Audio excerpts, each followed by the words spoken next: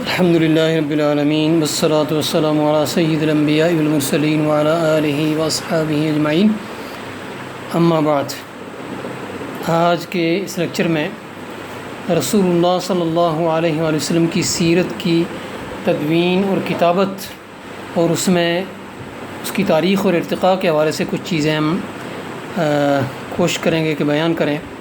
نبی اکرم صلی اللہ علیہ وسلم کی سیرت کی تدوین حدیث کی تدوین کے ساتھ ہی شروع ہو گئی تھی۔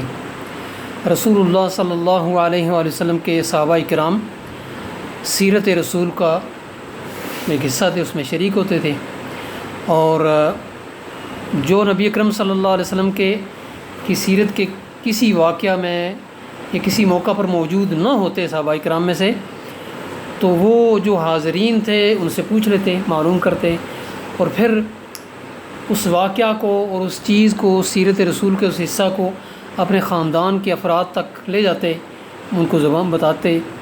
زبانی چرچا اس لیے بہت تھا کہ اعتماد سارے کا سارا یادداشت اور حافظے پر ہوتا تھا۔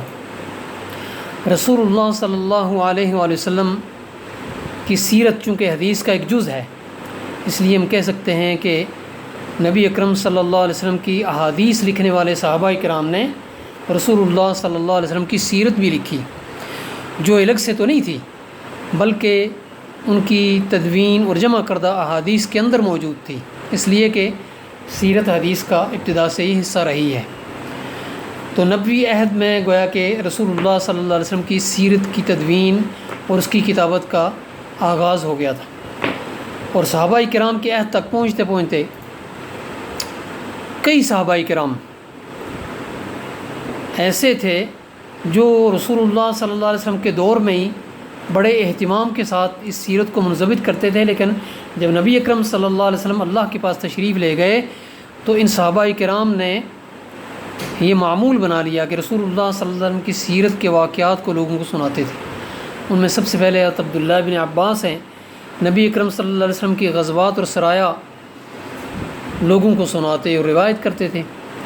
دوسرے حضرت عبداللہ بن عمرو بن عاص ہیں، اور صحابہ کرام میں یہ حضرت عبداللہ بن عمرو بن عاص اس لحاظ سے نمایاں مقام رکھتے ہیں کہ رسول اللہ صلی اللہ علیہ وسلم کی احادیث کو لکھ لیتے تھے، باقی کوئی صحابی لکھتا نہیں تھا اور یہ لکھتے تھے، حتیٰ کہ آپ سے رسول اللہ صلی اللہ علیہ وسلم سے سنی ہر چیز کو اپنے پاس نوٹ کر لیتے تھے۔ اور تیسرے صحابی جو تدوین سیرت میں معروف ہیں، براء ابن عازب رضی اللہ تعالیٰ عنہ، یہ نبی اکرم صلی اللہ علیہ وسلم کی وفات کے بعد اپنی علمی مجالس میں آپ کے مغازی بدر، احد، خندق، حدیبیہ، فتح مکہ اور حنین اور ہجرت مدینہ کے بارے میں علمی مجالس کے شرکاء کو املا کرواتے تھے، لکھواتے تھے باقاعدہ۔ یہ تینوں صحابہ کرام اپنے احباب اور تلامذہ کو سیرت رسول املا کرواتے، عام لوگوں میں بھی چرچا کرتے۔ اس طرح سیرت کے بہت سارے اہم اور بے شمار واقعات اور احداث کو بعد میں آنے والوں کے لیے محفوظ بنانے کا ذریعہ ثابت ہوئے۔ تیسرا دور جو ہے نا سیرت کی تدوین کا، وہ ہے تابعین کا دور۔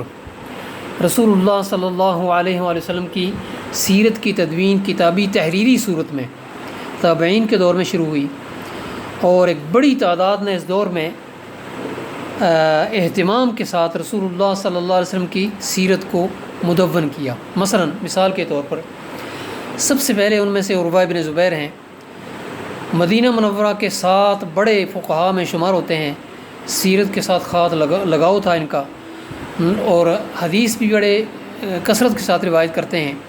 امام محمد بن جریر طبری نے اپنی کتاب میں، اور ابن حجر عسقلانی نے صحیح بخاری کی شرح فتح الباری میں ان سے بکثرت مواد نقل کیا ہے۔ ابن کثیر ان کے بارے میں فرماتے ہیں، کان عروۃ فقیہا عالما حافظا ثبتا حجتا عالما بالسیر وهو اول من صنف فی المغازی۔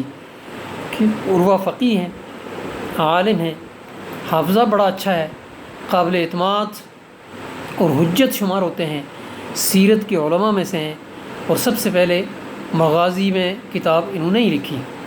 وہ اپنی کتاب میں قرآنی آیات سے استشہاد کرتے ہیں، اشعار کا ذکر کرتے ہیں، لیکن بہت کم انصاب کا خاص اہتمام سے ذکر کرتے ہیں۔ نبی اکرم صلی اللہ علیہ وسلم کی تحریری دستاویزات بالخصوص آپ کے خطوط اور رسائل کو خصوصی توجہ سے نقل کرتے ہیں اور اسانید کا استعمال بہت کم ہے۔ عروہ بن زبیر کے بعد دوسرے امام شعبی ہیں، عامر بن شراحیل شعبی، محدث تھے، ثقہ تھے۔ ان کی کتاب المغازی معروف ہے، اور اسی کتاب سے دیکھ کے یہ لوگوں کو سیرت کے واقعات سنایا کرتے تھے۔ حضرت عبداللہ ابن عمر ایک مرتبہ ان کی مجلس کے پاس سے گزرے تو کہنے لگے کہ ان واقعات میں خود حاضر تھا، لیکن سچی بات یہ ہے کہ مجھ سے زیادہ یہ ان واقعات کو جاننے والے ہیں، ان کو یاد کرنے والے ہیں۔ رسول اللہ صلی اللہ علیہ وآلہ وسلم کی سیرت کو بڑی سچائی اور امانت کے ساتھ آگے منتقل کرتے تھے، اسی لیے ان کے بارے میں، امام شعبی کے بارے میں کہا گیا کہ محدث ثقہ۔ تیسرے حضرت عثمان بن عفان رضی اللہ تعالیٰ عنہ کے صاحبزادے حضرت ابان ہیں۔ یہ مدینہ منورہ کے گورنر رہے تقریباً 7 سال تک عبد الملک بن مروان کی خلافت کے دور میں، اور رسول اللہ صلی اللہ علیہ وآلہ وسلم کے غزوات اور سرایا کو منتقل کرنے میں ان کا خاص اہتمام تھا۔ ان کے شاگرد ہیں مغیرہ بن عبد الرحمن، اور رسول اللہ صلی اللہ علیہ وآلہ وسلم کے مغازی کو ان سے سیکھا انہوں نے۔ تو ابان بن عثمان لوگوں کو سکھاتے بھی تھے اور یہ کہتے تھے کہ لوگوں ان کی تعلیم دو آگے۔ چوتھے شرحبیل بن سعد مدنی ہیں، اور یہ بھی محدث ہیں۔ ابن عیینہ ان کے بارے میں یہ کہتے ہیں کہ مغازی اور بدریین کے بارے میں ان سے زیادہ جاننے والا کوئی نہیں تھا۔ اسی طرح محمد بن شہاب زہری ہیں، اور بڑے محدثین میں ان کا شمار بھی ہوتا ہے، بالخصوص مغازی اور سیر کے عالم تھے، اور سب سے پہلے اسانید کو اور واقعات کو جمع کر کے ایک مکمل صورت کی شکل میں سامنے لانے کا طریقہ انہوں نے اختیار کیا۔ اسی طرح ان کی جو تحریریں ہیں سیرت کی اولین تحریروں میں ان کا شمار ہوتا ہے، اور ابن اسحاق نے اپنی سیرت میں بہت زیادہ محمد بن مسلم بن شہاب زہری سے روایات کو لیا ہے۔ اسی طرح چھٹے نمبر پر عاصم بن عمر ہیں، انصاری ہیں۔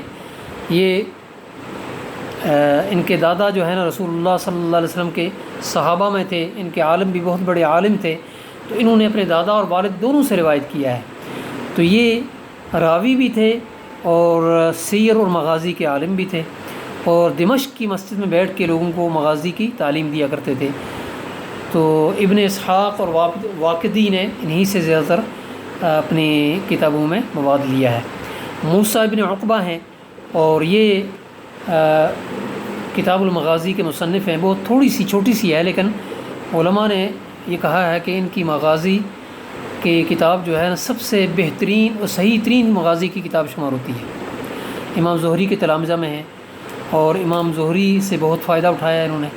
اسی طرح محمد بن اسحاق ہیں، اصل میں ایران کے رہنے والے تھے، فارس کے رہنے والے تھے، لیکن مدینہ منورہ میں ان کی تربیت ہوئی، اور مغازی کے سب سے بڑے عالم شمار ہوتے ہیں۔ البتہ حدیث میں محمد بن اسحاق مدلس شمار ہوتے ہیں، اور مغازی میں البتہ امام ہیں اور قابل اعتماد ہیں، کوئی شک نہیں ہے اس میں۔ تو ان کی سیرت کی کتاب معروف ہے، اسی کا خلاصہ سیرت ابن ہشام ہے، اگرچہ سیرت ابن اسحاق کا ایک ٹکڑا بھی مل گیا ہے، ڈاکٹر حمید اللہ نے اس کو ایڈٹ کر کے شائع کیا ہے۔ اس کے بعد ایک شامی عالم سہیل ابن زکار نے بھی اسی حصے کو اور کچھ تھوڑے سے اور حصے کو مزید ایڈٹ کر کے دمشق سے شائع کیا ہے۔ بہرحال محمد بن اسحاق جو ہے نا ان کا طریقہ یہ ہے کہ وہ سند کے ساتھ واقعات کو نقل کرتے ہیں، البتہ اسناد منقطع بھی ہیں اور متصل بھی ہیں، اور کبھی کبھی جو ہے نا وہ بغیر سند کے بھی ذکر کرتے ہیں، لیکن بیشتر اسناد کے ساتھ نقل کرتے ہیں۔ تو یہ کتابیں ہیں نبی اکرم صلی اللہ علیہ وآلہ وسلم کی سیرت کی، جن کی تدوین ہوئی تابعین کے دور میں، لیکن ان کی بنیاد رسول اللہ صلی اللہ علیہ وسلم کے صحابہ اکرام کے دور میں پڑ چکی تھی۔ انشاءاللہ آئندہ ہم آپ کو تدوین سیرت کے جو مناہج ہیں ان کے بارے میں عرض کریں گے۔ وآخر دعوانا الحمد للہ رب العالمین۔